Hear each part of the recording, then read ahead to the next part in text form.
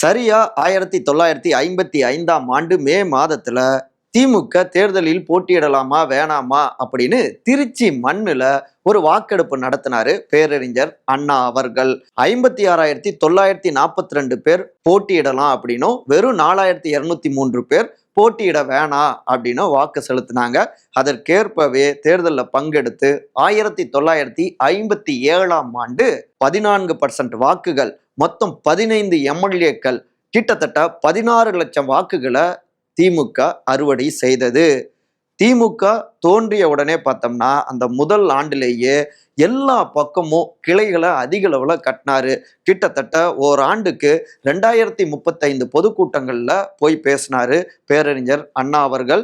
அது மட்டுமா 505 கிளைகள் கட்டினாரு. ஒரு உறுப்பினர் 50 காசு அவங்களுக்கான கட்டணம், கிட்டத்தட்ட 25 பேர் சேர்ந்த ஒரு கிளை அப்படின்னு அந்த ஓராண்டுல மட்டும் சுமார் 35,000க்கும் மேற்பட்ட உறுப்பினர்களும் திமுகவில் இணைஞ்சாங்க. இப்படி கொஞ்சம் கொஞ்சமாக திமுகவை வளர்த்தெடுத்து சரியா 1967ஆம் ஆண்டு ஆட்சி அதிகாரத்துக்கு வந்தாரு பேரறிஞர் அண்ணா அவர்கள். முதலமைச்சராக ஆனாரு. முக்கியமான 2 சட்டங்கள், ஒன்று தமிழ்நாடு அப்படின்னு பெயர் சூட்டினாரு. இன்னும் சொல்ல போனா ஆகாசவாணி அப்படிங்கிறத வானொலி அப்படின்னு மாத்தினாரு. சத்தியமே ஜெயதே அப்படிங்கிறத வாய்மையே வெல்லும் அப்படின்னு எல்லாவற்றையும் தமிழ் படுத்தினாரு.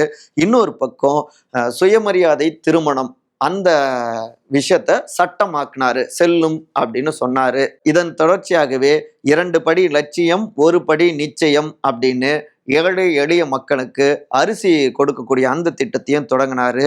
இப்படி தன்னுடைய வாழ்க்கை முழுக்கவே அடித்தட்டு மக்களுக்காக உழைத்தும், இன்னொரு பக்கம் தன்னுடைய அதிகாரத்தையும் எளிய மக்கள் கையில எல்லா விதமான உரிமைகளையும் கொண்டு போய் சேர்ப்பதற்கும் பயன்படுத்தியவர் தான் பேரறிஞர் அண்ணா அவர்கள்.